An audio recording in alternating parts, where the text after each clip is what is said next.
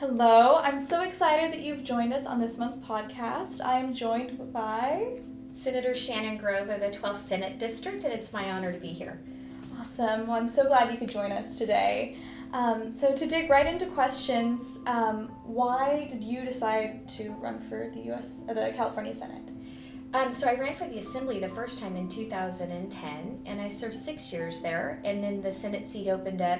But I got into politics because Congressman Kevin McCarthy is a friend of mine, and he called and said, "Hey, what are you doing?" I said, "Eating dinner at Mexicali with my girls." And he goes, "No, really, for the next 6 years." And I'm like, oh no, because politics wasn't on my radar, and I really wasn't looking for politics when politics came looking for me. So here I am, 12 years later, in the state Senate. That's amazing. So when I was looking through your biographies and such online, it mentioned that you were a part of the U.S. Army for a period of time. What's the number one lesson you learned from that experience? Gosh, overcome and improvise. And I served at Headquarters Company, 5th Corps in Frankfurt, Germany, which I was there when the wall came down between East and West Berlin, and I actually got to travel to the wall. And I processed Berlin travel orders so that people could go in and out of East and West Germany with their travel orders, because back then it wasn't a free state or a free country, and that serving in the military allowed me to be the first female veteran to ever serve in the California State Capitol. That's amazing. So something that's especially near and dear to my heart is your involvement in the Dolly Parton Imagination Library in California. So could you tell us all more about that? So a couple of years ago, somebody brought it to my attention that Dolly Parton had this imagination library where she offered free children's books to be mailed to their home from 0 to 5. And when I looked at years old, and then when I looked at the literacy rates here in California for our students and our children, they were far below the national average. And it just broke my heart. And I thought, everybody loves Dolly. How controversial could a bill like this be, right? It wouldn't matter if you're Democrat, Republican, or Independent. You love Dolly Parton. So we reached out to the foundation and met with Nora, who runs the foundation, and did a couple of Zoom calls. And we put the bill together, and again, everybody loves Dolly. The Senate Pro Tem, who is the most powerful Democrat in the state of California, who represents San Diego, Tony Atkins, the governor's wife, got on board as well, and we got the bill passed. And in the state of California now, starting this year, students, any child has access to this through the state librarian, and they just have to go online and sign up, and they get a book mailed every single month. That's a non-controversial book. It's all about affirmation of our kids, and they get a book, and it's mailed, and it's from Dolly Parton, right? Cool. So they get to open it, and it's mailed to the child themselves. So how much excitement is that you get to go to the mailbox, and little Susie or Debbie sees or Johnny, whatever, they see the book, and it's like, oh, I got a book from Dolly Parton. So that's so cool. What we did. I love it. Another bill that is very near and dear to me is SB 14. Would you be able to talk a little bit about that as well? So it is very near and dear to me, and I get really kind of emotional when I talk about it, because this was like the hardest bill that we ever researched as a legislator and staff, because you have to do all the background on it. And when you hear survivor stories that talk about beatings and the brutality and branding, we have one young lady, just beautiful. She's like 22 years old. She has a physical brand like you would brand cattle with, not a tattoo brand, like a burned brand on her chest. And when you hear these stories about human trafficking victims, and you realize that California doesn't think it's a serious or felony, they don't. It's not a strikeable offense. So we ran that piece of legislation. Like I said, it's the hardest one we've ever done. I mean, the Imagination Library was super easy and simple and fun. And this one, just doing the research on it and finding out the life an individual has when they are being trafficked in the state of California, which is a hotbed for trafficking. So our bill would make it a strikeable offense. It would make it an enhancement. Our bill in the original form last year died in public safety. This year we brought it back, and we listened to what the Public Safety Committee said. They were concerned about vacature for individuals being trafficked that would be punished under the law. And so we took out the violent portion and we just used serious, and we took out the age limit. So our bill did use to cover every single person, whether it was domestic servitude or sexual exploitation, and now it just covers minors from 0 to 17. But 46% of the people trafficked in the state of California are under the age of 17. So we feel like we gather, it's a first step to a large swath of people, victims that would be rescued, and we could punish the perpetrator with a strikeable offense and keep them in prison away from their victims longer.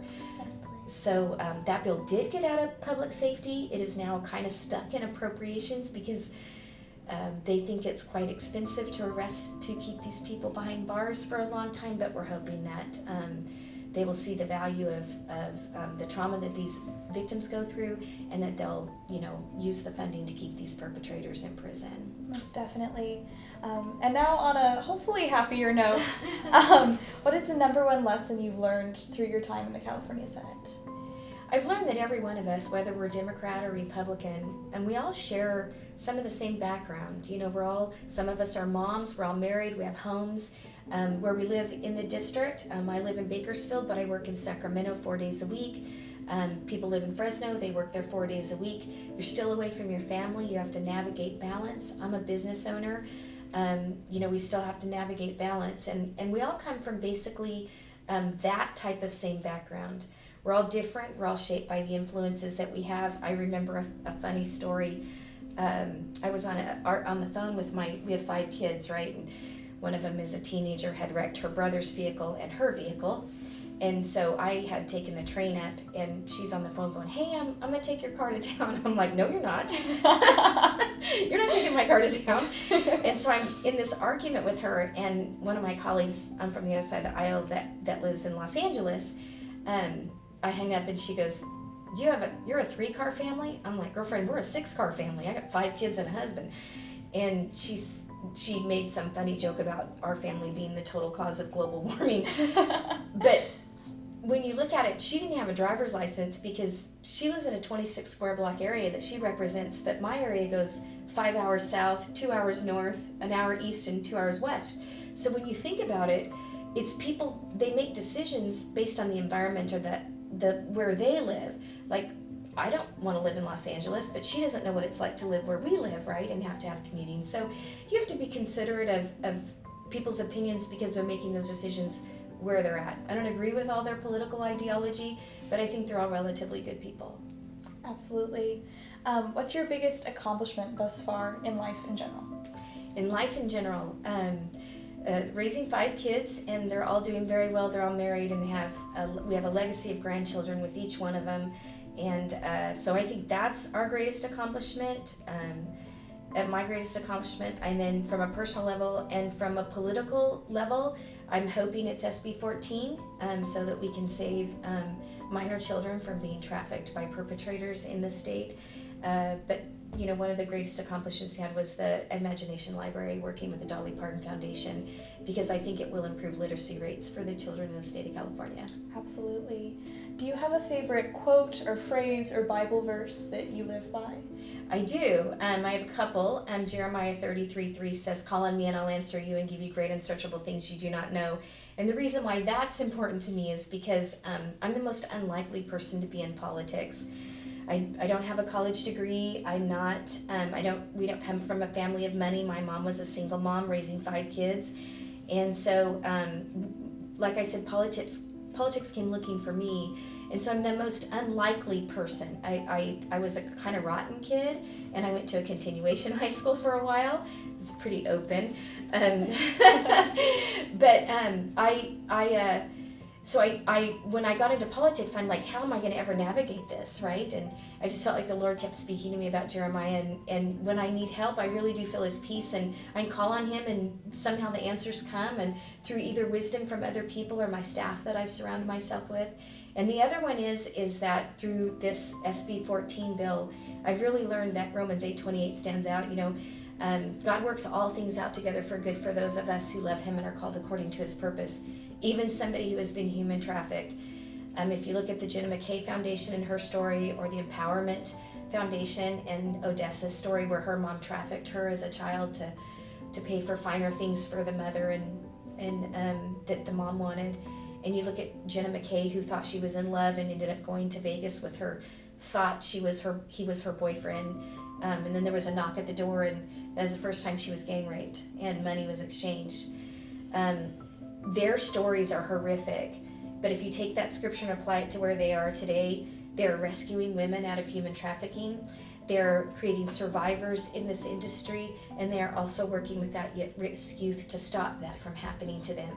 So God works all things out together for all those out together for good for those of us who love Him and are called according to His purpose. In Jeremiah 33:3. I love that. Is there anything else you want to add today? Anything else you want to cover?